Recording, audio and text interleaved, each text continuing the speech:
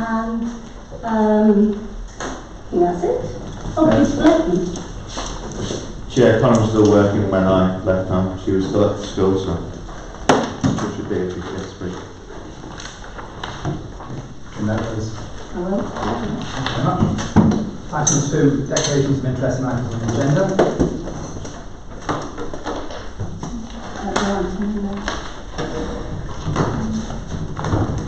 Sorry,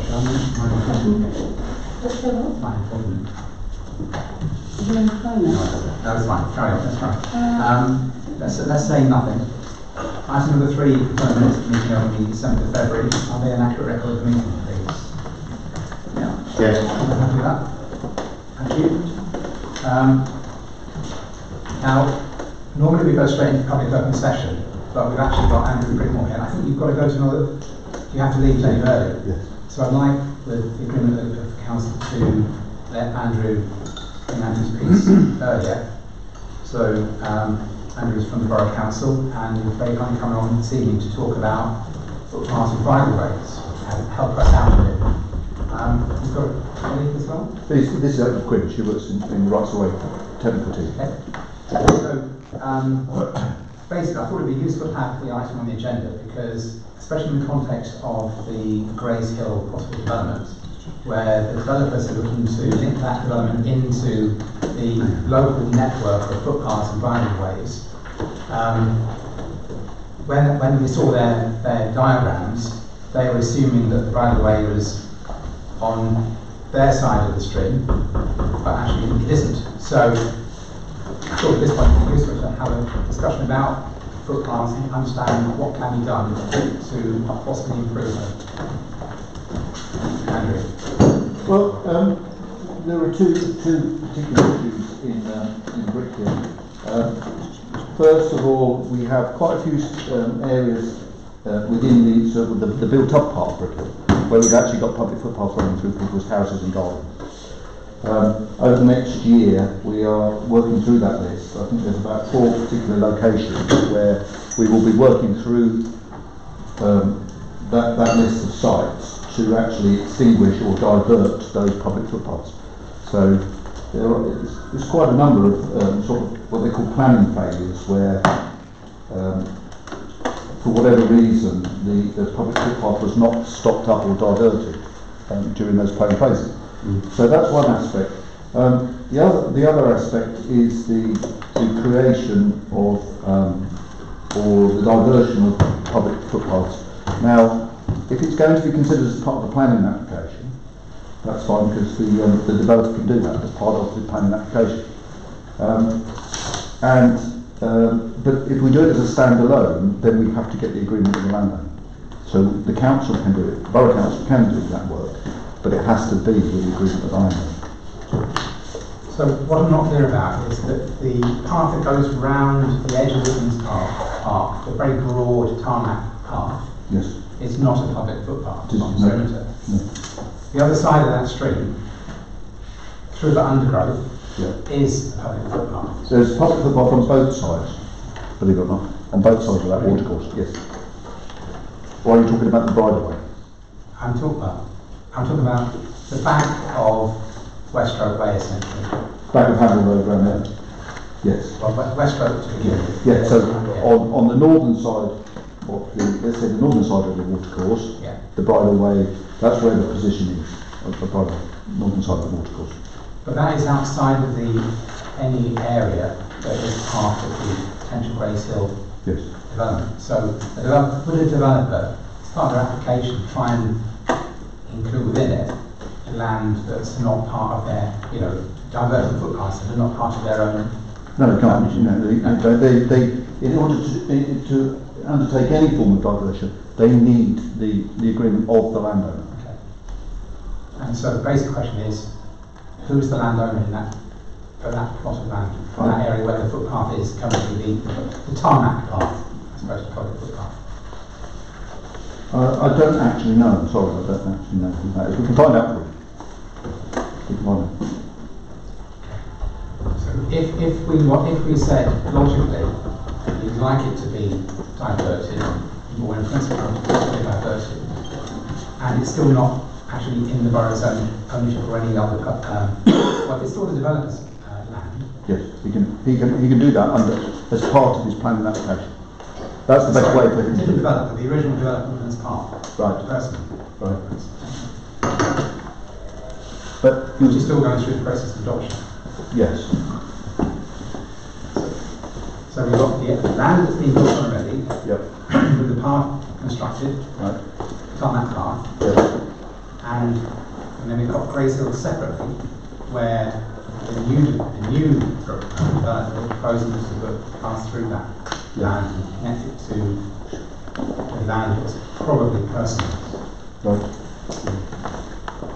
So if we wanted to get a path regularised with the person-owned land, Yes. we simply wait for it to be... It will be adopted. It will be adopted as a public highway. That's what we will do. We will adopt it as a public highway, and it becomes a public footpath or whatever status it is. So if we want to allow cycling on it, then we will adopt it as a public right of way. Okay. And that sounds good. Sorry, sort of holding the conversation. Do you have any questions, Chris? I don't know whether it's possibly relevant, but it's not necessarily the point that we're discussing here. Did I hear correctly there that there is a public right of way on the current Persimmon side of the brook, Rennell Brook? There is a public right of way on both sides. On both sides? Both sides of the road. Okay, because there's no formal footpath there. So No, it's grass. but there is a public footpath on both sides of that watercourse. Okay. Okay. Any other questions from Catherine? Do you have a map of the areas that are going to be closed or rerouted? I've sent to your clerk a copy of all the rights of way in your parish. Okay. We have no knowledge at the moment of what the developer, although there is an outline brief. There are no proposals necessarily to divert. It's actually enhancing the network. My understanding is it's actually enhancing the network. Now, in the beginning of your presentation, you talked Yes. about the existing Sorry. built-up area. Yeah, in the existing built-up area, if you look at the plan that we've sent to your clerk, there are public rights of way shown as going through people's houses. Okay. Now, that's a historic failure of the planning system, if you like, so that when you build a house, you shouldn't either build it on a public right of way, or you should arrange for the public right of way to be diverted. That hasn't happened in 4 particular locations in Brickhill Ward. What that means is, when somebody comes to sell their house, and they've got a public right of way through it, it could cause them a problem when they want to resell. What we're proposing to do is extinguish or divert those public footpaths, so they're not in people's gardens, they're not running through people's houses. Okay. So there is a standard process for advertising these? Yes, you will get consulted as your statutory, Parish Council and statutory consultee. We will send it out. Everybody can make comments. We go to the Ramblers and we go to our special interest groups. They will all have comments to make. For some reason, we have some people who don't want to divert any footpath, any time, any place, anywhere. And that's their right, that's what the law states.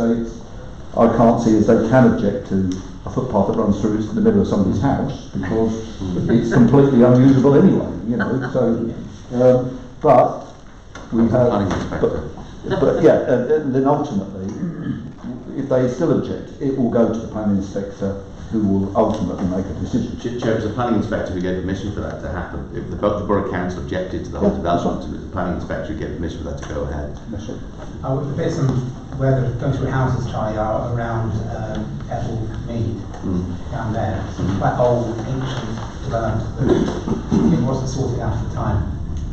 Yeah, there's Thurnway, Bourneside, Trent Road, and there's even a bit in Falcon Avenue, 29 Falcon Avenue. Lucky people. Yep. You know that we're going to 30 Ramblers going to you. Watch out. Yeah, so I guess the only point I'm trying to the reason I really want to highlight it is because I just want to make sure there wouldn't be any sort of delay in trying to get things regularised if there was other stuff going on that depended upon it. No, the law states that we have to consider one path at one time. You can't just go, but we're considering that one as well as this one, as well as that one. It doesn't work like that. You have to do one order, one path.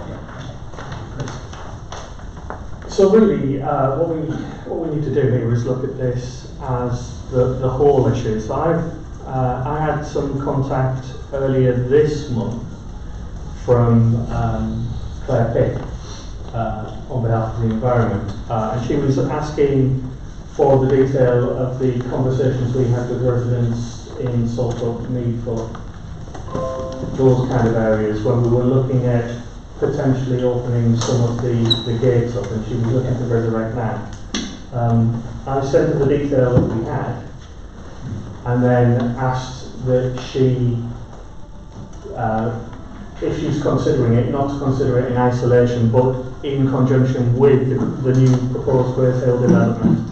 So we all need to work together and solve the whole problem rather than individual bits. So I hope we can continue to work in that way. So if there's nothing else from anyone else, any other comments or queries? Cool, so thank you very much indeed. That's all right, no problem.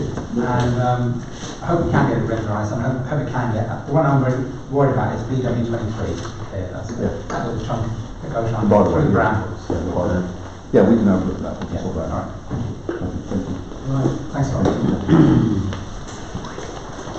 So, we're going to move back now to the formal agenda. Item number 4 is public open session, and we've got 15 minutes available for members of the public to ask any questions or make any comments. Anyone from the public wish to? I request, as at the last meeting, could you bring the item 10 to immediately after item 6, please? There is an interrelationship between the two, just as there's been an interrelationship about the footpaths which you just mentioned now. I've been around too long because I still have the design concept drawing for Woodlands Park, which cost me £5.20 from the Borough Council. When at a parish council meeting it said it wasn't available, and that picked up footpaths. I also got at the same time just a lady that was there a moment ago from the then footpath opposite the Borough Council supplied to the parish council. As Chris was saying over there, it needs integration of the whole lot. Okay, so I'd like to bring that one earlier. Very, Yeah, I'm happy with that. thank you. Gentleman back there, okay. Yes, I'm a local resident. I've been in Brickhill over 25 years, and obviously there was a situation at Avon Drive Shops where a mugging took place, all for the sake of £10 note, I understand, with a 10-inch blade was involved.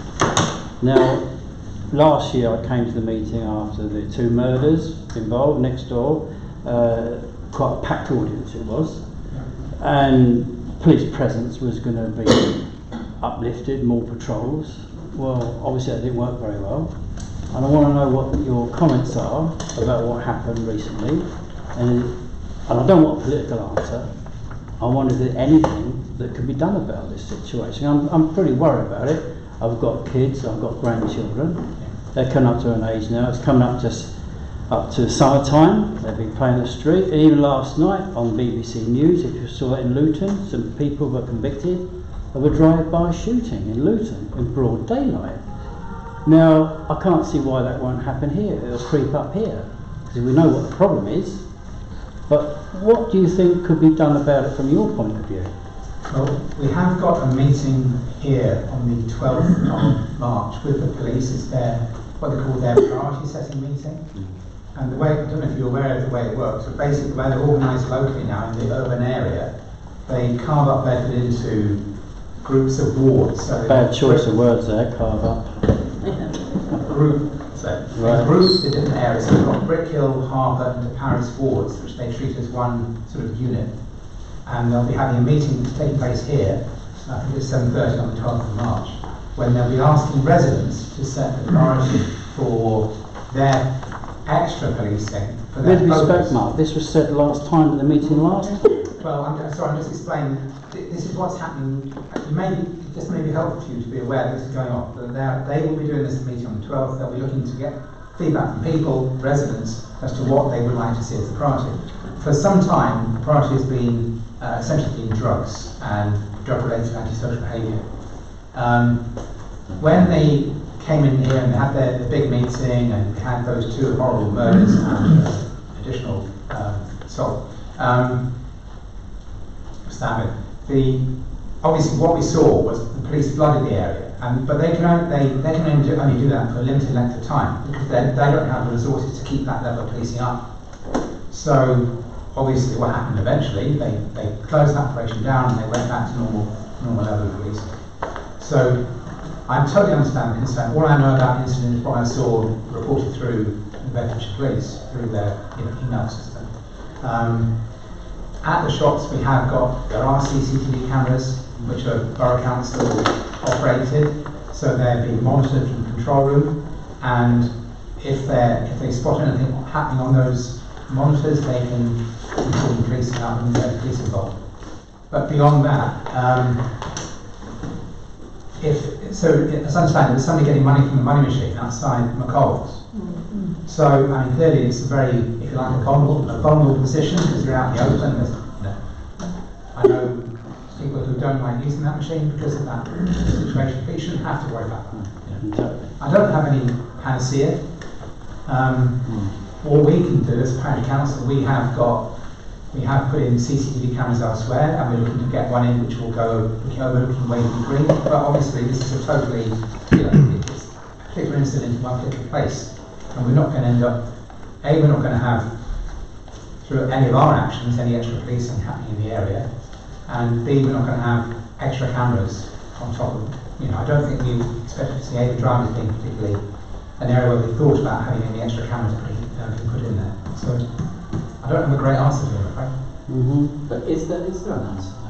Sorry, James? I would just say, because even if we had increased policing in those shops, they would just do it somewhere. I don't understand. I couldn't think of a solution that we could come up with, because it's a kitchen knife, and if they're going to do it, they're going to do it.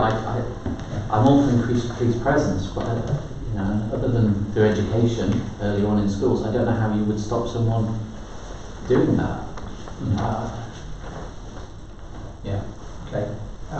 So we're not supposed to be in a bit of a debate. We're really here to listen to the residents. I don't know if there's anything else that we can take this, how we can take this away. Somebody to report. We will have that meeting on the 12th. You're very welcome to come along.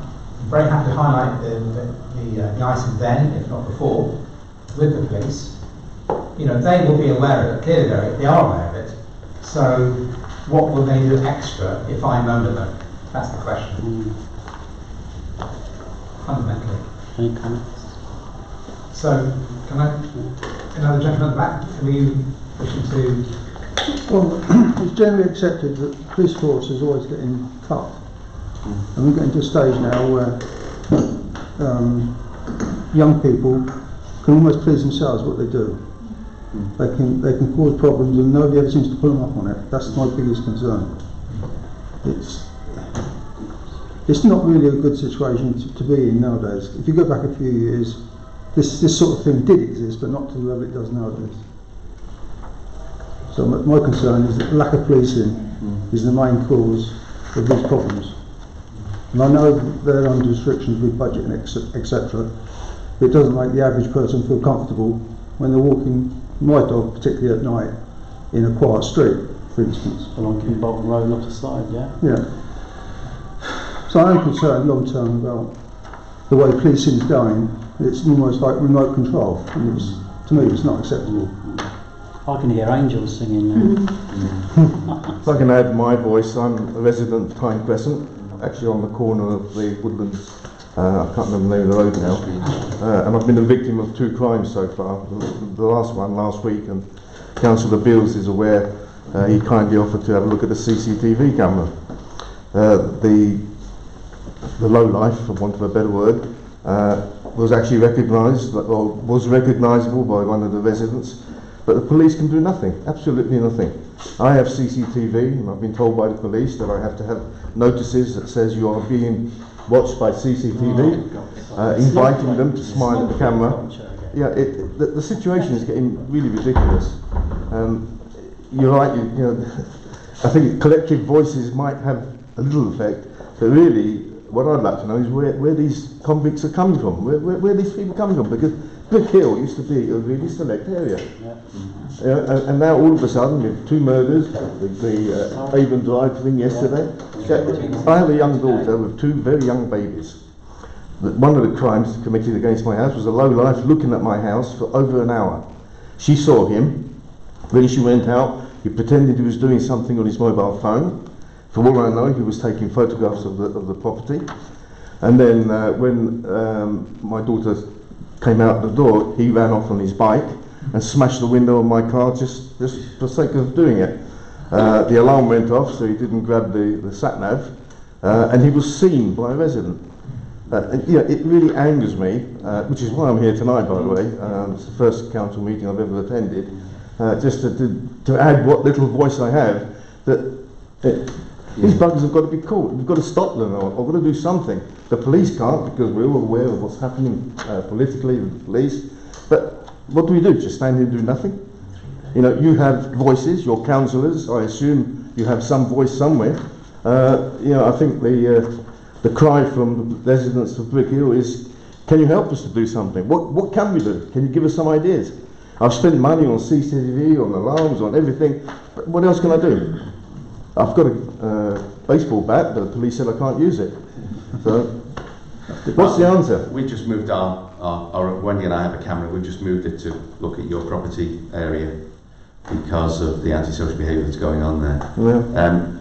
I can reassure you by saying that Brickhill still has a very low amount of crime compared to the rest of Bedford, but we are all experiencing... That's not a very good recommendation, but yeah, so Brickhill is a good area from that point of view. It's not that Brickhill has suddenly gone down and it starts experiencing all this crime and everyone else is enjoying a crime-free bonanza. It's not. Crime is up everywhere. I've got 24 cameras on this church. The last time the alarm went off, I ran across the church because we had a 999 on some of the premises. My wife rang 999 and said that her husband had gone across the church with his fence and said, get him to give us a call when he comes back. You know, the police aren't there often with the numbers, and we have been campaigning to get more funding for the police, to try and get the numbers of police that we need in Bedford, because I think as a force they experience urban crime, but they're paid as a rural force kind of thing, and they haven't got the resources that they really need. So we have been campaigning for that. I think it'd be great if you came along to that meeting that Mark's mentioned, because you would be able to speak to the police direct, and it might get an answer, Charlie. Well, it might sound as if we've got more authority because we're councillors than you have, but really I think they need to hear it from residents themselves as well, because I think it will help. But we have to be realistic. When the police chief constable came here, she said to you, I won't be able to give this level of policing very soon because I'm gonna be down another 7 million pounds. She said I'm going to be down £7 million. Now I know what that feels like, because as a council we're looking at having to cut £27 million. So we're all going through these times of real austerity where we're trying to cover the services with fewer and fewer resources. I don't know really what the answer is. I know that in terms of this building I have to provide my own security, because I can't guarantee. I mean, when the police are available, they'll come and they'll help, and they're lovely people, the police. I'm not criticising the police in any shape or form, but I know if they're down in Luton trying to deal with the problems that they've got, you know, they can't always be here. And I can tell you, I deliver leaflets all round, and as I deliver them now, I can smell cannabis all over the place. The amount of drugs on the streets is huge, and that's a huge market for all the dealing. And I thought you said Brickhill wasn't going down in crime. No, I'm talking about, I deliver all over Bedford. Charlie, we're running out of time now. Oh, sorry, Mark. No, we've got 3 minutes left. But you are concerned, and you're right to be concerned. Charlie, please. Sorry, Mark. In the interest of full disclosure, for the residents who are here, who weren't here at our last meeting, we did receive a letter from Mr. Holloway, the Police and Crime Commissioner, asking us to cover the cost of a PCSO of £32,000. It was, if you like, a one-off request for that. we decided not to, but I think we would be sympathetic. If there's things that we could do locally to help people or to help the police reduce crime in Brickhill, we would be, I'm sure, willing to consider that. Whether it's, I mean, in the past, things like the Bobby scheme, you know, which is about helping people who can't afford it make their homes more secure, you know, that type of thing. We haven't discussed this, but I'm sure we'd be sympathetic to doing that sort of thing. But we didn't feel that it was justifiable for us to pay $32,000 for a PCSO who would not be around for us at the time. If that makes any sense to you. So Mrs. Holloway is asking for people like councils, like us, to pay into her coffers, if you like. But I'm still unconvinced that PCSOs are the right way to do it, to attack the problem. You know, I actually would prefer police officers rather than PCSOs because they've got more powers. And you need a solution which is longer term rather than just a one-off. I'm really sorry, I know Catherine's trying to speak, Wendy's trying to speak, but actually we are nearly out of time for the public. 2 minutes left. Yeah, exactly. Quite right, actually. 2 minutes left. Yeah. Can I just double check this? The gentleman at the back behind Trevor, do you want to say anything, sir? Sorry? Do you want to say anything? No. Okay, fine. Fine, thanks. And got two over here, do you want He's running the time down, mate. So they're doing Calder. okay. It was a much more banal topic. It was to do with the Great Hill development, but I don't know whether we've moved on from there. It came a bit late. No, so we've still got Woodlands Park back on the agenda, so that's Okay. coming up fairly soon, actually. But if you wanted to speak about that, then It was more a question. Maybe we can wait till. no. Well, it's better to do it now if you have a question. Okay. The question was not about footpaths or bridleways, but about roads possibly linking that new development with the existing one. Is there a plan? No, there isn't. No. The short answer is no, there isn't. My longer answer is I'm still a bit worried about fire access to these estates where they've got one road in, one road out. Fortunately, there is an emergency exit, almost, if I call it that, from Fire West Way. But even, discounting that, I think about Crispin Drive. Crispin, it's quite a long way down there, lots of houses. And if there's a fire halfway down, it could be a problem. But, it's actually one of the things I was going to comment on to the police, to the fire, because they're currently consulting on their fire strategy. I can't remember what the name of it is. And I'd like to know what their views are about estates where there's sort of one road in, one road out, where you have the issues about access in the event of an emergency. But as things stand, there's no planned road between the two areas. But they are looking at having pedestrian and cycle access. Thank you. Is that okay? Right, so need to move on if I may. So item number 5, financial matters. To consider and agree action following to approve bank reconciliations and any other payments. So I've circulated Which these. will be circulated. Is everyone happy with? There are 2 extra items that we need to cover. One is because we have to pay for it before it's done. That's WJ South, that's the white lines for the community centre. That's happened today, so they should be done. And the other one is the election recharge, which is the election back in February 2018, I think, when Michael was elected. And that is £2,927. That includes VAT. We take 10% off that, which may be about 2,400. So they need to go through. Everyone happy with that? And before the end of the financial year, that's what I'm thinking. Everyone happy with that? Thank you. Item 5.2, to consider a grant request from Autism Bedfordshire for £400. And the application's been circulated. I think from what I recall, they said the support is 27, 29 households, families within Brickhill. I seem to recall from the paperwork.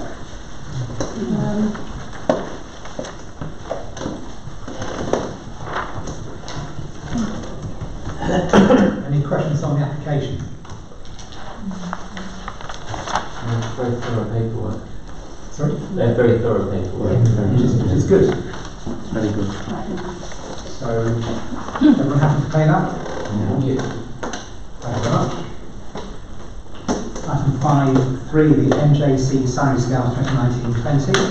Again, there's been an item circulated from that now. So we have the national, as you know, we adhere to the national pay scales for our staff. We'll talk about this. Not really. Quick question. Sorry. Are they have they assimilated the new salary scale? Similar, I don't know. Have they, since there were the old salary scales and they've got new ones? So, Yes, I think, I don't even know where I am on this, I don't know what point I am, but in the sense of, I think the very low point, sort of below 26 or whatever it is, I think they've sort of merged those together. yeah, they are. And, Oh, yes. Okay. yeah. So that, on They've that. assimilated. I think they've made it so those people who are on very low incomes at top in terms of per hour, they've made that a bit more realistic, I think. And you would be moved on to the new salary scales on the national. Well, all I ever do, assuming you agree to it, is I normally just say to payroll, can you do the adjustment? Then they know what the adjustments are. So they just make the adjustments. So we're happy to note that, we have to note it and approve Well, I it. think you've got to effectively approve it, even though you are part of that agreement. So, yeah. So we will approve moving on to the new salary scales. And Happy with that? I'll propose it, someone seconds it, we can move on. yeah. So good. Okay, I'll let them know. Item, thank you, Sue. 5.4 to appoint an internal auditor. Jill Wiggs, who was our internal auditor, has given up. I think we all knew, I did say quite a while ago. I have gone out and looked for a replacement. A lady came forward from Milton Ernest, volunteering to take on, well, she gets paid for it, but to take on Milton Ernest. I have met with her and persuaded her to take on all the others if she's prepared to do it. So she's prepared to take on Brickhill. She is a retired local government accountant. She's worked in internal audit at Bedfordshire over 20 years. I did meet with her. She's certainly knowledgeable about what she needs to know and what she would do. So unless you've got another plan, I suggest you take her on. Yeah, everyone happy with that? Yes. Thank you. So move item 5.5 to review the risk assessment and asset register. Lovely. I circulated both. With regard to the asset register, I marked in red the things that we've purchased this year. A couple of items from the community centre, the green gym, of course, in Woodlands Park. I thought it was longer ago now. So I've simply marked on the things that have been added, really. That's that. Review assessment. Well, nothing I don't think has changed, really, from last time. The only thing I've changed is, temporarily at least, I've taken out reference to the assistant clerk doing things, because obviously at the moment that's not happening, so I've done that. But other than that, I don't think anything else has changed, not to be acquiring much more risk, really. Anything different. Right, is everyone happy to agree the updated asset register from the start? And to agree the updated risk assessment? Everyone happy with that? Okay, thank you. Item number 6, receive an update on Woodlands Park and agree further action. Chris? So I circulated a page or two of this month's activities. Really, largely we're still working through trying to get a clear picture of the plans for Brickhill. The most recent we've seen are actually the right-of-way details that are distributed. And in the corner of this it says circa 220 dwellings. So that's gone from 100 dwellings in February 2018 when we did the initial presentation. It was circa 200 dwellings 2 months ago when the people that produced this plan did a presentation for us. It's now up to 220, circa 220 dwellings. None of it's guaranteed, but I'm pushing pretty hard on the developer to give us a clear indication, and a lot clearer than coloured blobs on a map, really. I'm looking for a little bit more detail there. I suspect a lot of what's going on is there's some computer algorithm going on looking at the area within that created for housing and potential density. But it seems to me that keeps moving and expanding as we're firming up. They are going through a process with the various stakeholders within the council, the various departments, just to sign off the various sections of the development, of the proposed development. So things will move around a little bit, but I think we need to get very quickly to a point where we understand what it is that is proposed. And again, that brings me on to the second item, the East-West Rail. Same arguments apply. We need to understand exactly what is proposed for the north side of Bedford, the two of the 4 options for the north side of Bedford. Interestingly, we had some comments, Clark, from a member of the public that was saying, I wonder if the developer for the Grace Hill development is aware that the East-West Rail potential could pass full. I think he's a councillor at Fairlight. In fact, he could be the chairman of Fairlight Parish Council, I'm not sure. I don't know. Who's that? Fraser? Paul, no, it's Paul Armstrong. It's something to do with Fairlight anyway, Parish Council. So you went along to the meeting, Mark? So can we just go back to the Grace Hill, just briefly on Grace Hill.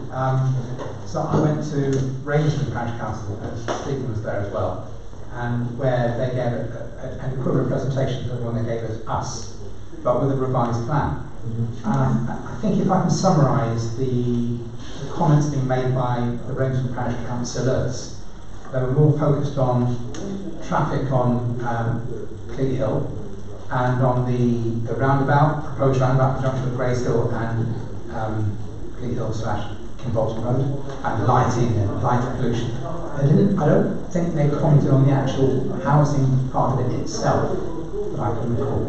I think it's fair, Chair. The main concerns were the visual impact of putting a lit roundabout on top of the highest hill around. And there were people there, actually, there were people from Grace Hill itself, residents from Grace Hill, who were worried about traffic heading down the single track. Yeah, it's a very single track road, and so it's concerned about whether or not traffic junction can be managed, so to stop traffic going down that way. That would be quite difficult to do. So what's intended to do is an offset junction, I think, some way to possibly discourage traffic from going down. But ultimately it can't be stopped, indeed it is a farm road, and access is needed. But the plan that they were circulating at that meeting, I didn't get a copy, that they only had a limited number of copies, and I'm pretty certain I didn't get a copy on that meeting, so I don't know what to. But all they've done, they moved around a bit, they the swales, the water retention, they replan that a bit. But the fundamentals of how it then linked through the footpaths and cycle paths, I thought was still pretty much as we've seen previously. Just to recap on that, that is a potential for 3 link, potentially cycle width links through from the new development into various areas of Woodlands Park. One adjacent the large footbridge at Freeman's Common by the lake. One approximate to Egremont at the top, so just where the country park starts, and then one in the very top corner of the country park are the 3 that are proposed here. Are we able to head into the East-West Rail? Well, you're not going to make any decision about the Grace Hill action, about Grace Hill here this evening. Well, I'm not looking to make a decision, no, we're looking to get a clear understanding of what it is, and then Mick and I will organise a local meeting, probably somewhere like the Pheasants, I'm guessing, or some local meeting space where we can, concerned residents from Brickhill and from all around can discuss, and we can put together any thoughts we might have and go collectively back to the developers. I think that's probably the most constructive. So just to add on to that then, one of the last night I gave a presentation at the Town Parish Council Network meeting about Brickhill, and I was trying to come along and talk about our issues. So my main issue I mentioned was Woodlands Park, and I gave a whole litany of all the what I call smoking lies of some of the stuff that was told at the time, people buying houses and other things, and it somewhat generated a bit of a furore from other councillors from other parts of the borough who, coping with new developments, where and it was sort of interesting that people from Waterton and Stewartby and Great Denham and all the similar nature of issues. But one of the interesting points was made by John, I can't remember the guy's name, he's the chairperson at Stewartby, where they seem to be getting quite a good relationship or good outcome, shall we say, from their negotiations with the developer or some developers there, in terms of getting something which fits in with the existing community. And it sounded like it was pre-planning application stage. I may be a bit wrong on that one, but we seem to be getting different outcomes in different parts of the borough. I'm not quite sure why that is, and what are the lessons we need to learn from that that might be applicable for this new development. So just to finish then, so one of the comments that was made was, for instance, some people say, well, by the time they get the chance to comment on it, it's almost like it's too late. So the plans are put in, and the local views have not been incorporated into the plans, and at that point it's very hard to get them changed. So the argument would be get involved earlier, but then of course it does that hamper you in terms of objecting to things. Sorry. So I would agree. I think the relationship with the developer is key here. If we're going to, it's what we're not going to be able to do now is object to them building anything in that phase. We're a couple of years beyond that decision point. We're a couple of years beyond, or a year or so beyond any huge layout contribution towards. But what we can do is make sure that where there are benefits for both the new development and existing developments, we can steer. So if we feel it useful to have cycle paths and routes through, emergency accesses, it's worth having those conversations early, and these are the sorts of things I'm asking that people think about, really. Are you happy to brief on East West Rail? Yeah. Yeah. Okay. So East West Rail, so you sent in your questions, which Sue sent off, and we've had replies to those questions. On top of that, there was a meeting organised by East West Rail which took place on Tuesday night, which Vince and I went to at Scott Hall, and they did invite councillors from the parish councils immediate south and north of Brickhill, of Bedford, and east of Bedford. So it's like that sort of arc. There were people there from East Potts, Copeland, Reynolds,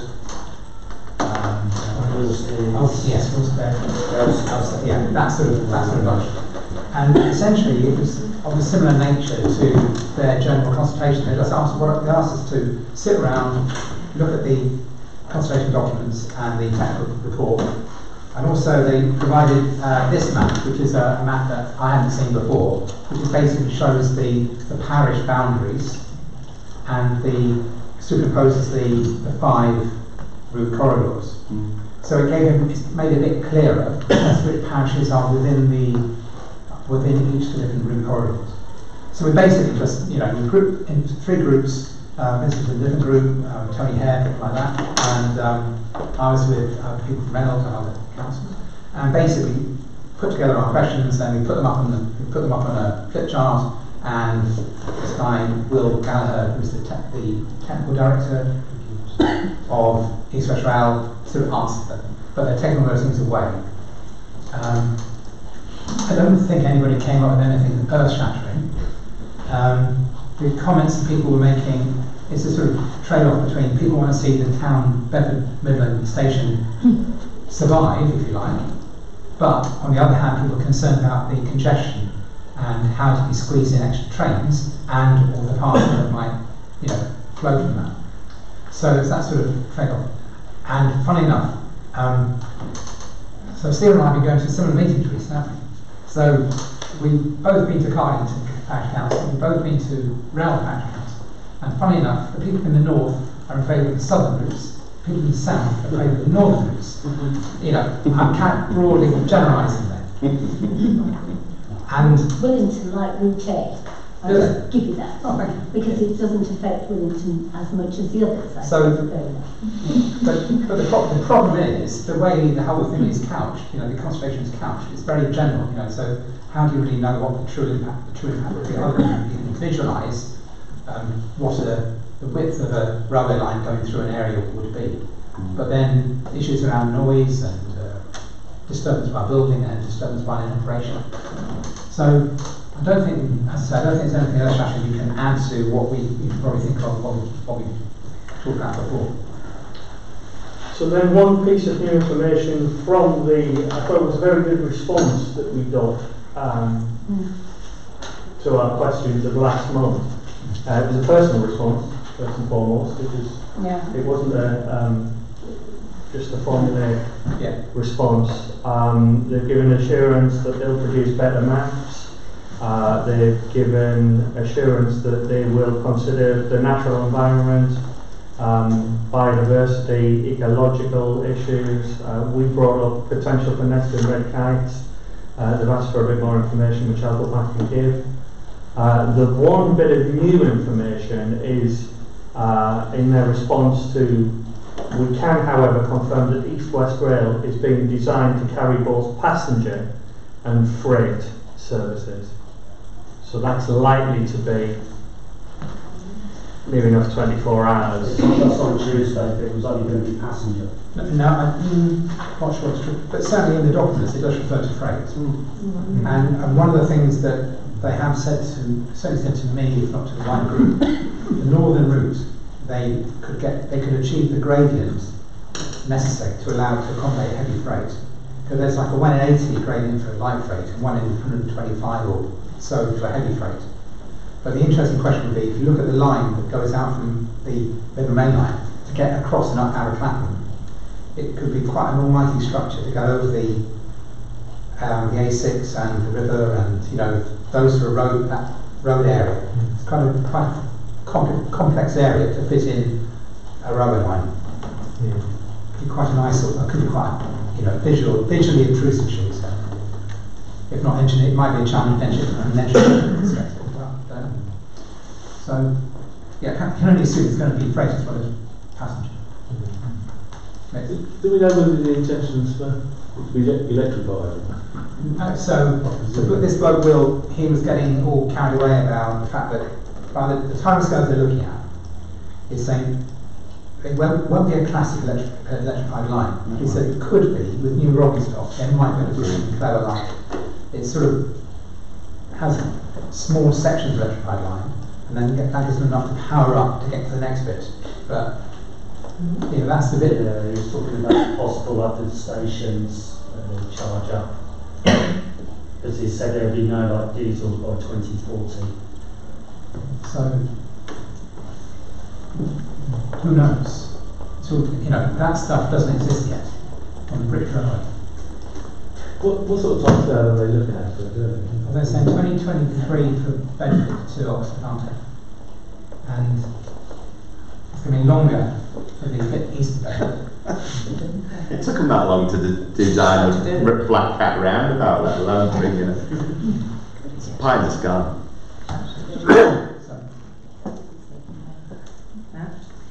So where does that leave us then? You know, we haven't formally put in some questions.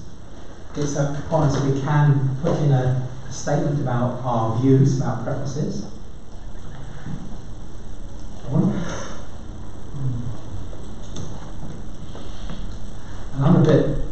I'm ambivalent about simply saying pushing the problem onto someone else's doorstep, because I just feel I don't really want it to be the case of he who shouts loudest wins and those others lose out. You know? Well, Chair, can I propose that we say that we like the routes that go through Bedford to the north, and see if anyone wants to second that? Because I think if you don't run it through Bedford railway station, you're not going to have any passengers, and that's going to be a futile waste of time. I think that if we don't push for the northern route, we're going to end up with a situation where potentially we'll have built the Wixham station south of Bedford, and you'll have 2 stations south of Bedford, which is just ludicrous. So I'm in favour of the northern route. I think that's the way in which it should go. That's either Route D or Route E, and I propose that as a council we should back that. If anyone wants to second it, it's fine. If I lose the vote, and so be it. Can I second Charlie's? Yeah. Okay. Any questions on that proposal? Any amendments to that proposal? In which case, we can take a vote on that proposal. And who's in favour, please? 3, 4, 5, 6, 7, 8. Those against? 1, 2. And I'm abstaining. I'm abstaining as well. Okay. That's carried. Okay, thank you very much. Chris, anything else on? Well, the other thing was just the watching brief on the various pieces of play equipment around Woodlands Park. They are, we haven't really had a harsh winter yet, but they're starting, they have been for a long time, but they're starting to disintegrate and come apart. There are dangerous steps, there are handrails missing at the top of the slide at the Owl Park. Some of the sculptures are just rotting to bits. I'm aware from conversations with the Environment Department that their intent is post-adoption to recommend that a lot of that equipment is replaced by one way or another at Persimmon, forgive me, at Persimmon's expense. We don't know when adoption is. It's always 3 months away. It's not really been getting any closer for the last 5 years. We've made very little progress since 2015 on the ground in terms of adopting new roads or new bits. So I think we need to consider bringing that forward. And I have asked the environment team to have some thoughts about what they might want to do about that. All of that equipment is in a very poor state now, or heading that way. So I'll keep an eye on that, and we'll brief as that develops. Hopefully we can get some arresting of the rot there. So if it's actually in a dangerous state, who's responsible for closing it off and making it safe? And if they don't do it? Sued, I guess. Yeah. They will be sued, won't they? If anybody's injured on it, it's responsibility of the owner of play equipment. So I would say it's not a solution, but that's a fact, isn't it? No different photographic evidence of this. Have you sent it on? I've sent some round. I'm happy to go and get more. I mean, particularly where the large slide is. Where I use it. Yeah. There's a step missing, so the ground is under the top that's new. Well, the drop off there is about 4 feet onto the thorns and a steep fall off on the other side. So somebody would be really, really hurt there. Yeah. Can we, for what it's worth, can we as a council note that and write to the person officially We can do. We have done numerous times. We've done it through Paul Pace and through there, haven't we, about similar issues about play equipment. Paul Pace has taken it up with them, hasn't he, as well? Paul Pace is always very responsive. Yes. I would recommend we write to Paul Pace rather than Persimmon and ask the department to put pressure on Persimmon. Chair, if I can, I think Chris is right, go through the council, because council ultimately has to sanction it, if indeed sanction it is, because it becomes something they have to make good for the handover. Yeah. They can't adopt until all of these matters are put in good nick. Yeah. I'm not going to slow the process up anymore, Yeah. slow it up already. Yeah, I think that's wrong. Can we add the photographs to the letter? Yeah, absolutely. We'll make sure of that. Photographic dated evidence. If you send that to me, I can then contact Paul Pace and send it all on to Paul. Absolutely. And then we've got evidence that we've done what we can do. We can't do more. We can't. So on that subject, we've still got some Bravinston money that was earmarked to put some toddler equipment, smaller children equipment into that park, and we're just sitting here. Well, wasn't that BPHA money? Yeah, BPHA money. But there is BPHA money as well as. I thought the Bravinston money was going to be used for the gates. You know, talking about. Well, the only things we've spent Bravinston money on is cameras and the green gym, so all of the other potentials. But we have, perhaps, a more general point that we have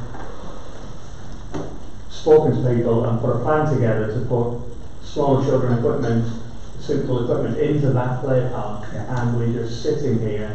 Persimmon won't engage with us. We've tried numerous times. I've tried. Borough Council have tried, and they just, I've not had a response from them, in all honesty, so perhaps that also needs putting in the letter to We have pursued this on numerous occasions and got no further forward with it. Is there any money held by the community centre? Wasn't there a grant that was granted and it had to be held by them? Was it £1,000? Or am I reading that? I think the information is already right. Because I think they had to apply for the grant, didn't they? Yes. Was it the money? Yeah. So I think it's £1,000. I think you're right. I'm not sure that they remember the arc, because I don't know if I've seen it, but it's worth of perhaps reminding them as well. Yep. Okay. Thank you, Chair. Okay. Thank you very much. So I'm going to take now item, Trevor's request, item 10, which is to establish the operational capacity of St Thomas More School. Mrs. Sue's supporting notes. She has included the correspondence you received. Yes, many only received it today, so I did circulate it, and I did make a copy for Trevor because I know he was keen. So I've included that in minutes. I did ask a number of questions and I got answers to them. The current number of pupils, including sixth formers, it says 1,041. I asked what the maximum number, including sixth formers, was that the school could currently accommodate, and was that the same as operational capacity? And they came back and said that they have capacity, operational capacity, up to 1,650 pupils, and that includes 400 in sixth form. So you're effectively looking at about 600 more pupils than is currently there. I then asked the question, what happens, would the school be able to grow any bigger in terms of facilities there, i.e. therefore increase the operational capacity, and they've basically come back and said that it's difficult to determine any specifics of how the school could grow, but the initial thoughts of the person who responded to me was that it's unlikely further expansion will be needed in the near future. If, however, it was decided to do so, the council would have a dialogue with the Academy Trust, and that would give a mix of, and they'd have to look at the land ownership of the sites. So, in essence, they are saying there's no plans at the moment. So there we are. So we know they've got 1,041 on roll as of 2018. Yeah. Yeah. Actually, it's 1,650. Yes. That's what they're saying. So you've got another 600 we could have, we haven't got. Okay. It's a lot. Right. I'm going to ask for your permission to. Am I permitted to speak? Yes. I can see the reply was written by an educationalist.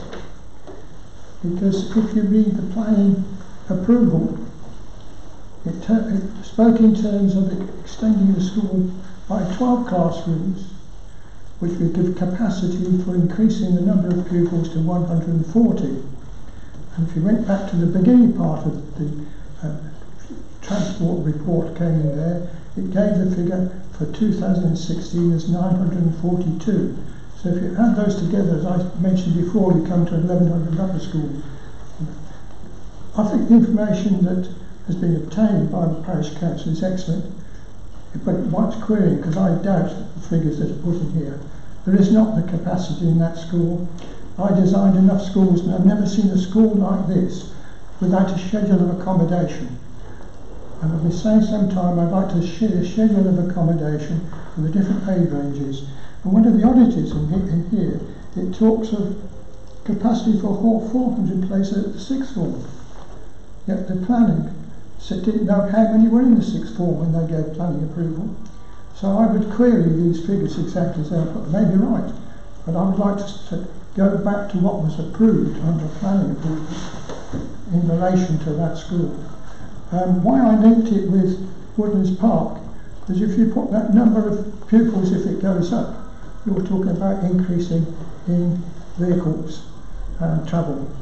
And I think one of the problems which we picked up tonight, and I think Chris is quite right, to approach the Grays Hill, not opposing the development, but pressing for the things that are necessary to link the infrastructure. The big failure in Woodlands Park was the infrastructure, and I did take a copy out of a cutting I kept back in 2011, which was in the local paper, where the local authority was saying there were problems there, but they were overruled by the planning inspectorate. I don't think that the Borough Council is in a very strong position, A, because it's an academy, and B, because it's a Catholic school. So what I've been doing, as I just said to Councillor Lord beforehand, is to try and look at the safety aspect of Tyne Crescent. It's something that all councils have done for a long time.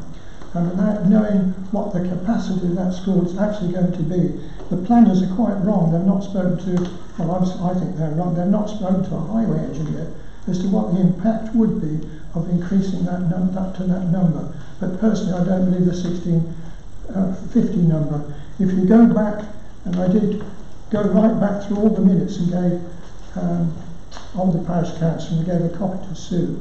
If you go back to 2008, the figure then that was being talked about was an increase of the school from 800 to 1,300 pupils. Somewhere along the line, the 1,300 was dropped. But the present extension that's been carried out was to replace temporary classrooms, but they've added an additional 4. Now, as I understood reading Bedson Citizens, the school had been part financed, that extension, by a loan from the Borough Council. So I think it's reasonable to ask for more clarification. Okay.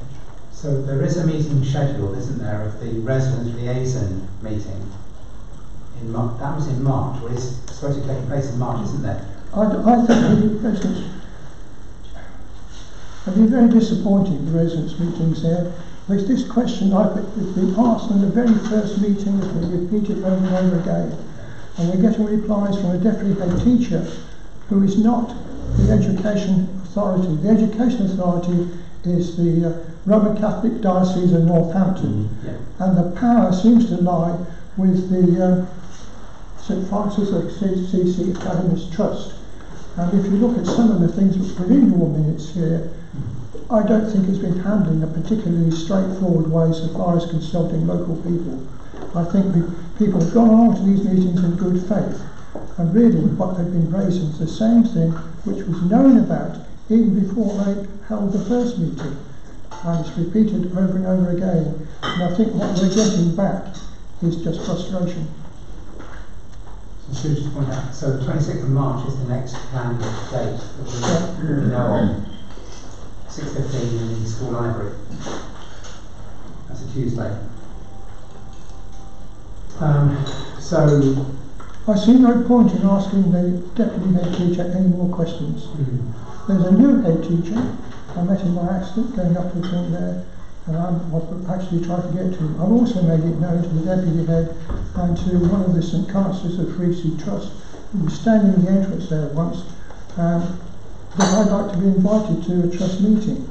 And the person I was speaking to is a former employee of Bedfordshire County Council on the Education Department.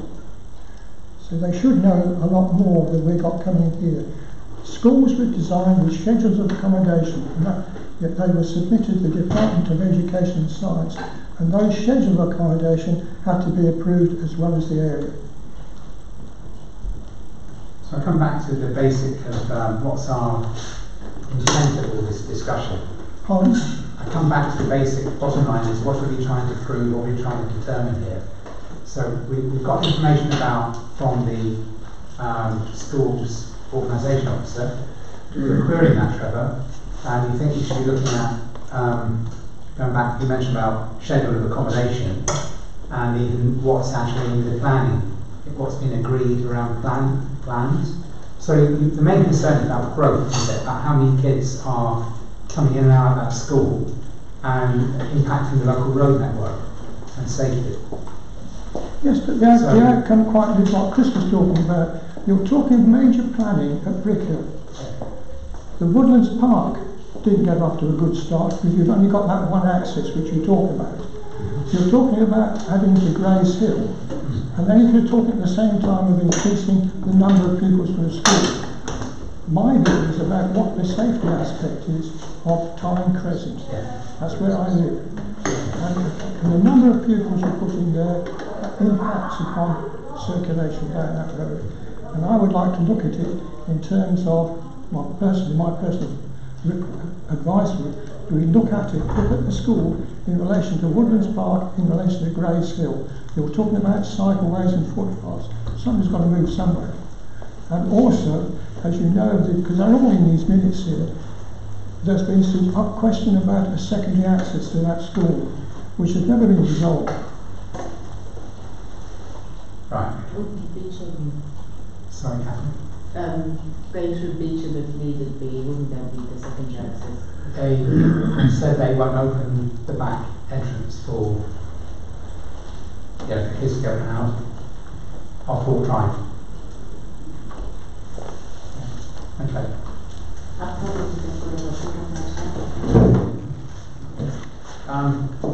So, as Trevor's outlined, essentially we have some information here, but we're still lacking some information as well about the breakdown of numbers based on the accommodation that's available or intended to be available. I think we can, I think we should be able to try and get that information, because what I'm still trying to get my head around is how many kids are there now, how many will be there in a year's, 2 years, 3 years time, etc. Because if there is that increase in numbers between 1,040 and 1,600, then that's a 50% increase, more than 50% increase, which I think that road situation at the moment is awful. It's bad already. Can I just add one thing which I skated over? If you look at what you've got there, it talks about includes a capacity for 400 places at sixth form. Part of the problem with parking is sixth form parking. If you deduct 400 places from 1650, then you're talking about a secondary school of 1250 with 400 sixth formers. Doesn't make sense. You mean the breakdown of how the year groups, you mean, how it stacks up? That's right. Thank you. Yeah, okay, thank you. So I think we can try and get a bit more information on that accommodation schedule. Okay. Would be helpful. And I'm certainly planning to go to that meeting the 26th of March. Everyone else can come along as well. But I think Trevor's point is that the deputy head teacher may not be the person who can actually answer those sort of questions. She's not necessarily got that inflation to their benefits apparently. So, Is the answer not to ask for any advance? well, yes, indeed. Yeah. Okay, Chris. So, again, it's back to considering the problem as a whole. When I speak to people, they like the idea of keeping the foot traffic and the cycle traffic. Certainly, when you add Grace Hill, having a manageable route in through the bottom of Woodlands Park. We have the car park that's there, that's open. It's a little bit too far away in an ideal world in the Owl Park. People that I've spoken to involved with the school thought it was potentially an interesting idea, opening a route onto Ashmead Road without touching Town Crescent. The problem is the age-old problem of who's going to fund it, who's going to pay for what, and that's where the problem lies. But surely we need all the stakeholders around the table. We're not going to solve this dealing with the school, because it's not the school's problem to solve on their own. And even if it was some 6 months ago, Chair, I proposed a workshop which didn't really get a lot of support, where we could just look at possible alternative options, or possible options for alleviating traffic in and out of the school in general. I mean, I put together a drawing of a potential car park which might have started conversation. I think that was misconstrued. It wasn't a proposed plan by any stretch of the imagination, but it strikes me we've got to go round and round on this until we get someone from Highways, someone from the school, someone from all of the relevant departments, people representing residents, all around the table, because that doesn't appear that is happening at the moment. Would it be within our gift to put a room aside and to invite people? We can try and push for that, I don't see why not. I mean, it's very easy to think of negatives, for any issue, frankly. So you're probably better off getting people there with an open mind before trying to close off options. Well, I'm you know what I mean? Yeah. So, do you think we could get somebody from Highways to come along and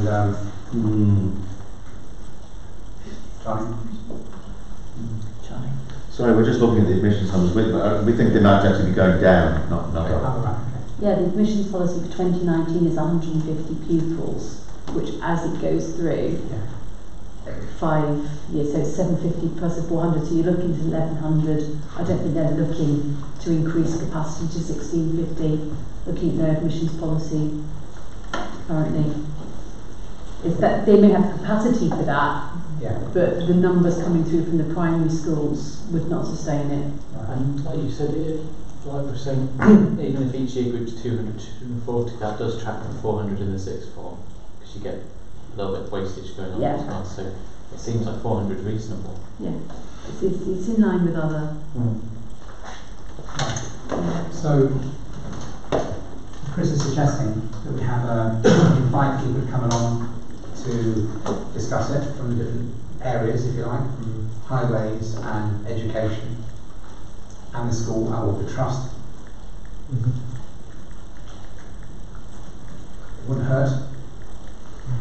It's not easy because of the financial aspects, but it's...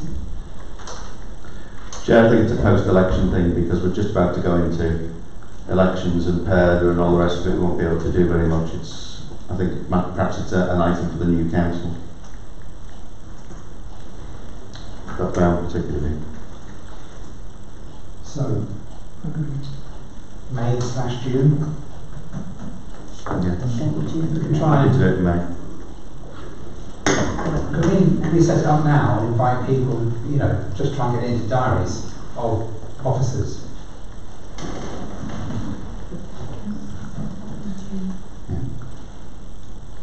I suggest we do that. Yeah. Because otherwise, if we leave it after May, by the time we have our meetings, we're into the summer. That's great. So, can we do that, please? Can we try and arrange, find a date? Let's assume that everyone's diaries are free, and just find a date in mid-May, or like late May, and invite the relevant groups to send somebody along. And it's about trying to improve safety around the school, fundamentally. Are you happy with that? Yeah. All right. So I just realised that we dealt with that at item 11 under the Woodlands Park item. Instead of, sorry.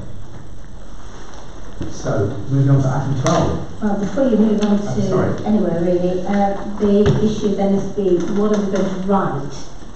Are we simply going to write that we support a route that runs through Bedford and to the north, i.e. D&E, and little more than that? So it's what Charlie proposed earlier. Because it's important that Bedford Town Centre has a train station is there and indeed the route goes through. Is that it then, is what I'm saying? I think that's probably enough. Okay. Yeah, I mean, I think that the vital connectivity as a hub is really important. Okay, that's fine. I just want to check before I write it. I think it's a shame that the proposals which have been brought forward have clearly exaggerated the costs of the northern options. Things like the depot and what have you, which the costs are ridiculous and probably not relevant. And when we had a meeting with Network with East West Rail last week, I think that they were conceding that the costs can come down considerably. So I think that for lots of reasons, the north approach is the best one. For economic reasons, for travelling reasons for the public, and I think the case against has been exaggerated. The other thing I should have mentioned, which I forgot, at last night's Town Parish Council Network meeting, John Shortman was there from the borough, and he gave a bit of a presentation about all the various highways and all the other things going on. And he touched on the East West Rail, and he said that apart from the fact, well, there is this element that all the political groups in the Borough Council support the Bedford Station element, and by implication the northern route. The other local authorities across towards Cambridgeshire, you know, that would be affected by that would also support it. Yeah. So, Cambridgeshire. Yeah. I'm not sure about second beds. There's only one which doesn't. I think there's four in one again. So we need to go back on the agenda because we've skipped through, haven't we? But I think we've we need to go back to 7. I suspect. No, my apologies. I suspect Chair will have built the Whitson station before this route's been decided. Well, that would be the ideal. That would be my suspicion. The way they work. Okay, my apologies. So, so item number 7 is receive a report from Borough Councillors. Stephen, do you want to? Well, just firstly, on Grace Hill, I would say certainly congratulate Chris and Michael on their report. It's very thorough. As far as Grace Hill goes, certainly I would just reiterate the points that were stressed at Ravenston Parish Council. It is a very prominent, or would be a very prominent development. That road is climbing one of the steepest hills we've got. It's going to take an awful lot of salt and a lot of lighting to keep it open, and then culminate in a very high, inevitably brightly lit roundabout. So it has a visual element which needs to be taken into account because it can be seen very clearly from this side of the hill as well as from that side of the hill. So it will have an impact and does need to be considered. Once the planning comes in, there's probably a limited amount one can do at the moment because it's some way short of a planning application. As far as East West Rail goes, of course, the southernmost line of the swathe of land that covers the Route D runs up Graves Hill itself and across the roundabout at that point of Kimbolton Road. You won't come up that far, but one assumes that it'll be further down the hill somewhere in the valley. But it's worth noting it does come very close, theoretically at least. Otherwise, Chair, I put a report in. Nothing really to add. I'll put that on the website and circulate it. Any questions for Stephen? Just one question. I'm very interested in renewable energy, and I was reading in some local newspaper that Mid Beds Council is going to get about £1 million from the Department of Transport. There's a couple of projects they're talking about. One is actually a footpath in Flitwick, where the pedestrians' footfall will produce renewable energy. Another one is on A421, where they will be using solar energy. So my question is the Bedfordshire Council thinking about something on those lines, renewable energy, and approaching the government for that? Well, the Deputy Mayor might have a clearer idea than I have. But I would hope so, because I think there's much more can be done. I mean, every day I walk my dogs, or most days I walk my dogs across the weir at Great Barford, and I look at all that energy going through the water, and I think, well, ideal place for a turbine. And we've got, I've said this in council, that it's ideal place for a turbine. And we've, I think we need to look at what Cambridgeshire and others are doing on solar energy. There's quite a lot that can be done, and if there are grants available, so much the better. Thank you. Charlie, do you want to? Yes, I think we're at one in supporting turbines. I think they're great things, and obviously we've got one of the first.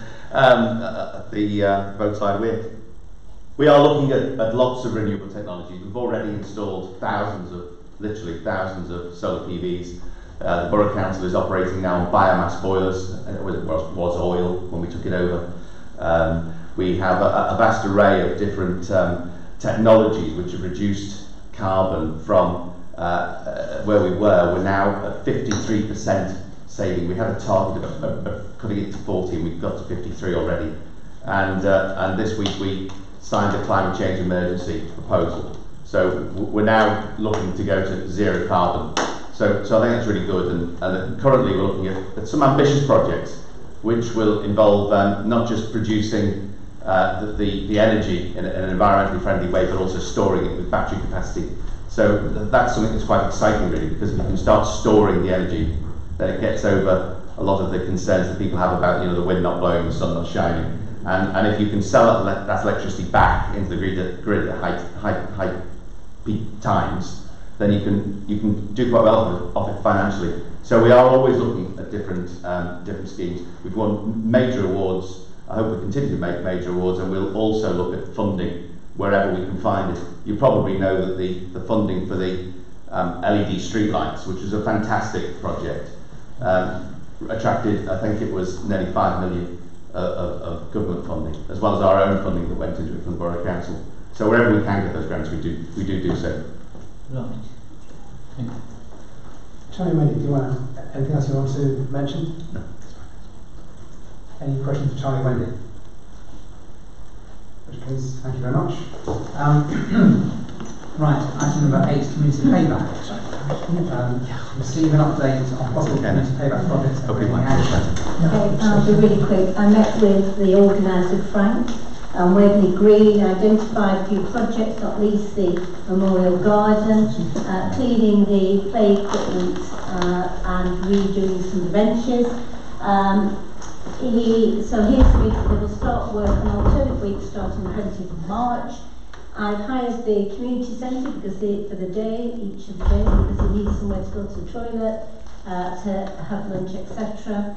I'll need to provide all the equipment they need, with the exception of gardening equipment, so I'll need to get pressure washers, I will need to get everything else that they need to do benches, and fish and chips for 10, because they quite like places to go to that provide fish and chips, so there is fish and chips on it. Okay.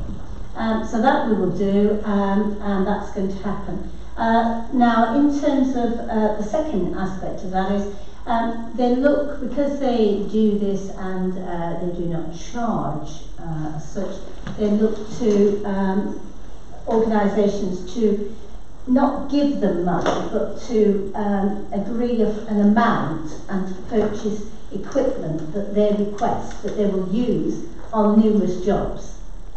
So what they do is they'll say, well, if you're going to give us £200, we'd like A, B, C, D and E, please, from this particular supplier. And the idea would be that we would buy that and give it to them. So the question has to be, are you prepared to make an amount? Is that like an annual? Well, I didn't say annually, I only offered it once. If they're coming, sorry, how many alternate weeks starting 20th of March? Do you know how many weeks they're looking to come? Well, they've not got a huge amount of work at the moment to do, have they? Because they're going to be doing the memorial gardens, they're going to be doing some tidying up of the hedge work all the way along beyond the play area. They're going to be redoing the benches, including Palmer's bench. They're going to be cleaning. So I reckon they'll be probably doing initially 3 weeks. 3 days. Long term, we can get them to do more.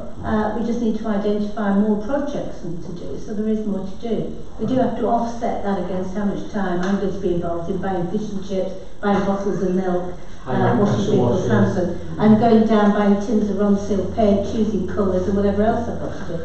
So apart from that cost, we're not going to think about this because it's too easy to say it. It's going to take me days to buy it.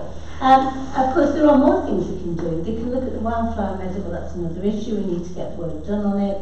We can look at the allotments. We can look at other areas.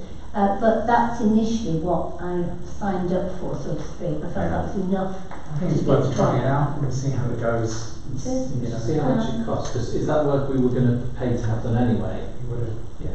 Right? Well, yeah, I mean, the only difficulty is, thinking about costs, it's probably going to cost you more by the time you finish buying fish and chips and hiring the community centre than it would have paid to get somebody to come and do the work. But on the other hand, it's a community thing. And how many people are they 10. about coming?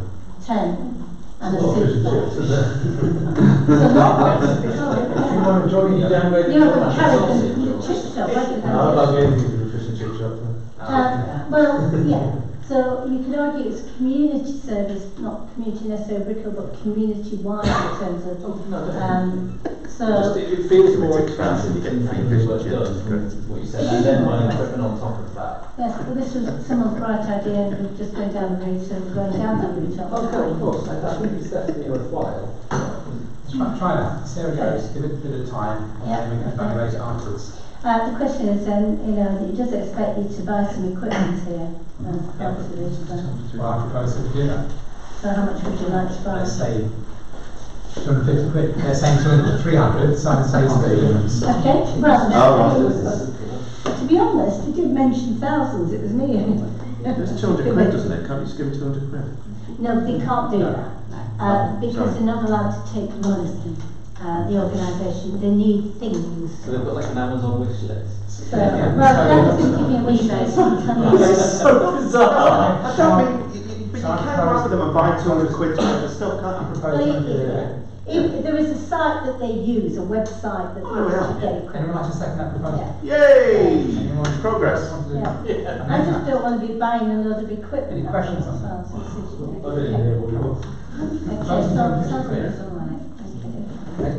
Okay, sounds good, it's all right. I think we can hire grants for. Can I take a vote on that proposal? 250 quid in favour of, please.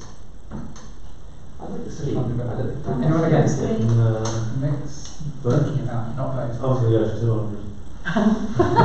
You guys all have to. Do you want to make an amendment? No, we've got the money. We've got the Question it. Right, thank you. 250 agreed. Agreed. That's item 8, we've done item 9, we've done item 10, we've done item 11. Move on to item 12. Want to talk about some?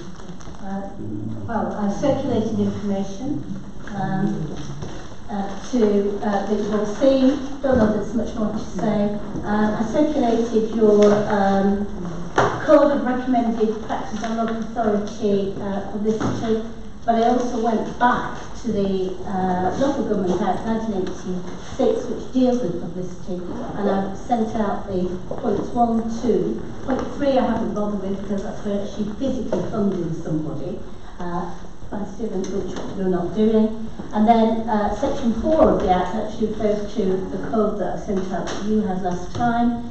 The only point I've made with that is it says nothing in that code overrides the prohibitions in section 2 of the Act, i.e. 1 and 2 and 3. So that's where you're up to.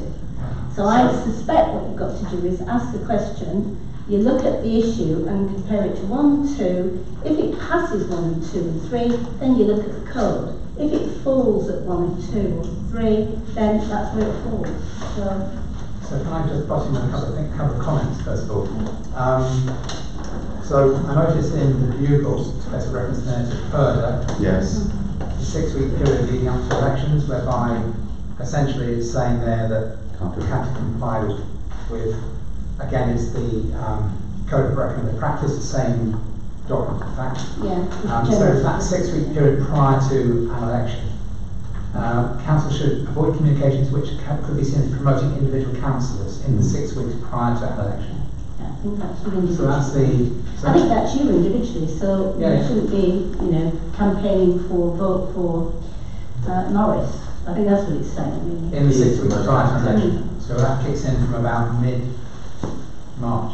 Yeah. We're nearly there. Right. So we've got that thing to think about further. The other thing I like to read things, and I sort of read things like, what's the most do you receive this document? Yeah. Yeah. So that's got a 3/4 page advert for Booksway Town Council, which obviously mentions all their councillors, including their party political affiliation, which is sort of vaguely interesting from my point. It can be, nobody's saying that everybody is right. There will be people who perhaps do things not correctly, and that's. And I'm just sort of throwing things out there. We're not a council in isolation. Incorrectly, isn't it? Is what I'm saying. We're not a council in isolation. The other thing I have to notice tonight at the notice board in Willington, which has got a picture of Alistair Burke, his photo on there, which has got included a link to his website. Yeah, but it's no mention of the Conservatives Party, is there? I put that up. Well, in his website there is. Yeah, but I was criticised for using a website. Pardon? I was criticised for advertising a website, well, which doesn't, which it's not called Liberal Democrat. It's called putting Brickhill First. Yeah. Well, all I'm saying is the one that's on the board. I think they put the board in Willington is the Village Hall board. No, it's the parish one in Bedford Road. Well, I haven't put on there. Mark, can I suggest that the conversation is largely redundant because for the next 6 weeks we can't do anything anyway. Once you end PERDA, you can't publicise anything to do with an individual councillor or their election prospects. So it's really something that's not going to matter. I think that what is fair enough is if elected, just like you have your surgeries, it's quite right that you say you're having your surgery, isn't it? And I think what they will put on those boards that can be owned by anybody, of course, in Willington is, I know Alistair Burt has a surgery for people to go to. Well, quite rightly, I think you need to be able to say, whoever it is that's been elected should be able to tell you that he's having a surgery in your parish. You'd think. Because that would, I think so. Yeah. Provided on there's no mention of he has a link to SAP, but it doesn't mention Conservative Party. It doesn't mention anything. Neither does mine. That's like yours, which is fine. So I think that's okay. Equally, if your local MP said they were going to have a surgery here, provided it didn't have Labour written all over it or vote for it, I think you should know when your elected member of Parliament is going to have a surgery in your area. I think that's information. Not affecting voting, is it? There's a very fine line for me between what we're talking here and forcing people into a very political website in order to get parish council relevant information. Stuff that could be published on the parish council social media sites, the parish council website, in a non-partisan way. That's the concern I have. I have no problem. And going back to what we were saying last week, I don't want people accusing, everybody here does very, very good work. Very good work for the people that they represent. I don't believe anybody around the table is guilty of doing it to further the party, nor should there be, but I don't think that's the case. And I want to avoid a situation where people are accused of it. I mean, just to take an example, in the back of the latest Lib Dem focus, it described Brickhill Parish Council. Now, accepting that the Focus magazine is not produced by people in this room, but to describe the Parish Council as Lib Dem led, Brickhill Parish Council, I think is outrageous. Well, hang on, let's not talk about things which are not under the Parish Council's control. Right, it's not appropriate to do that, Chris. Okay, accepted. So we should be talking about what Parish Council does, what Parish Council publishes. Yeah, that's our remit here.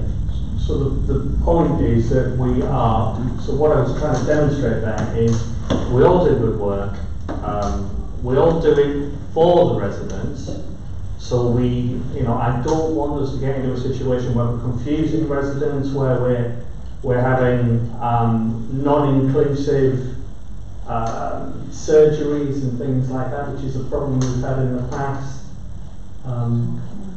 We are all Brickhill Parish Councillors, and we're all working for the residents as a whole of Brickhill, in my view. So I want to come back to the basics. Yeah, we don't have a publications policy, as I understand it, as far as I can recall. When I look at the stuff that we have published, in the parish newsletter, there is a link to putinbrickhill.first.com. Yeah. And that's it. There's no party political stuff in the article in the newsletter. Right? So, we come down to, we have some advice. We've got two bits of advice. We've got the Code of Recommended Practice. We've got the Local Government Act 1986. We've got the other information here that's in the Bedford Bugle. We have to decide what we're going to do. The options we have in front of us, we either sort of note it, or we positively decide something, or we move on. So do you have a proposal there? Of course. So my proposal would be anything that is published under the banner of the Parish Council is kept non-partisan. So what does that mean in practice? If you think about what happened published to date, and what would you do differently then? So I would bring some of that information from the very good website, putting Brickhill First, forward in prominence and put it on and use our social media channels and our websites and replicate that information without needing. Well, you're welcome to copy the information on our website and put it on the Parish Council one. So that's fine, that's not a problem. But Chris, we've never had a problem with this, and the most party political person, as far as I can see, is you. Because no one else is bothered about this. No one else is concerned. I haven't had any Conservatives coming up to me saying, oh, this is terrible, you're doing this, because the Conservatives tell people who they are, and no one's ashamed of that. I haven't had Labour coming to me saying that they're angry that I run a website because they run their own website. Everybody is meant to put themselves out so that people know what they stand for and they can vote for them or not. Of course, but not in a way that confuses. And my website doesn't confuse anybody. It says Liberal Democrat Charles Royal on it. So let's come back to we need a concrete statement, if you like. Well, Mark, can we do this in the next parish council? Because there's going to be different people. For the next 6 weeks, we can't do anything anyway, because we're in Payback. And Payback says you can't do party political stuff in Payback. You can outside Payback, by the way, but you can't do it in Payback. So for 6 weeks, we're all out of our hands tied anyway. And then we can, with the new council selected, the new members can come together and draw up some kind of policy that they feel happy and comfortable with. Is that acceptable? That's fine, yeah. Because we can't do anything for now, Chris. So I understand that, but I'd just like to pick on the point of suggesting that I'm political when I'm an independent parish councillor. But that is a political statement that you don't want to belong to those three parties. You might be independent, but you're still political. Sorry, excuse me, sorry, I just want to, time is passing. Sorry, Chair. I want to be really focused on decisions here tonight. We either decide to do something or we don't decide to do something. I don't want to get into arguments. I just want to have I want to keep on the issue, fundamental issue. What do we decide we're going to do? So we've got two proposals. Well, we can't have two proposals. We either well, we've got a proposal and an amendment. So Chris, what exactly are you proposing? I'm proposing that anything we publish is in accordance with point 1 of the Act in the details that Sue sent round, that we bring anything forward and make sure it's non-partisan. Accepting that during Payback we have to do that anyway, but I would like to adopt that as a general rule beyond Payback, because, well, for the reasons I've said. So is that second? I'll second it. Okay. So you're proposing that we reference particular item 1 of Local Government Act 1986 Part 2. That's you're focusing on paragraph 1. Paragraph 1, yes. Yeah. So what I would say, my comment on that is that paragraph 2 is fundamental to understanding paragraph 1. You cannot just take one on its own, because part 2 tells you that you have to determine if that material passes that testing. So you can't take chunks out. It should not. I don't recommend we take chunks out. Mark, to be fair, Chris has put his proposal forward. It's been seconded. Well, we should vote on that. Well, if people want to take that vote, whether you think it's daft or not. No, but I'm just commenting. I'm commenting. We're open now to comments, and we're also open to amendments. Or we just vote one way or the other. But my comment on the proposal is that we should not. We should really take on board the advice in its totality, not just pick out individual clauses, because otherwise you will misinterpret. One could misconstrue the full meaning of the Act. So is there an amendment then? No, I'm not proposing any amendments. I think the simple thing to do, we can have a vote on that, and then see where we go from there, unless anyone else wants to amend it. No, I think we should vote on it, and then I've got another proposal that I'll put forward. Okay, we can vote so on that afterwards. One at a time. So we take those in favour of these Chris's amendment proposal. Sorry. 2, 3. Right. Okay. Can I see those against, please? 1, 2, 3, 4, 5, 6. 6. That's lost. That's lost, Chris. So Charlie, you want to propose? Can I suggest that we impose Payback rules now as a council, and once the new council is elected, they come together and form a small group, which hopefully will be able to bring forward some kind of unanimity in terms of our common practice in relation to our publicity. So that's my proposal, which I'd like to find someone that seconded it, and then we can have a vote. Can we bring Payback in from the point when it's due? Well, I'm happy to abide by Payback rules now for the sake of anybody who feels that There's still some of these going out. Sorry? There's still some of these going out. Oh, okay, appreciate that. So Okay, so in a few days' time. 6-week rule will be fine. Yeah. I'll second that. So that's seconded. Any questions on that? Any comments on that? Can I see those in favour of that proposal, please? 8, 9. Can I see those against, please? That's passed. So, thank you very much. That's item 12. Move on to item 13, review the list of outstanding matters and bring in further action. Well, it's just really quickly, you see what's there. Car park markings at Brickhill Community Centre, where I put everybody to do with the live together, and they can all bash their heads and sort out today to sort it. CCTV is now on Waverley Green, it's all there. I don't know if it's up and running. I've told the school, and I will put something in the newsletter, but I will check with Danny and check it's working, but it's all there. Do you need to put any signs up? Well, he said he will sort that out. So I'll talk to him once I get a chance and see what's happening. Okay. Anything else on the outstanding matters? No, there wasn't anything else on. Anyone else got any questions about this? Thank you, Sue.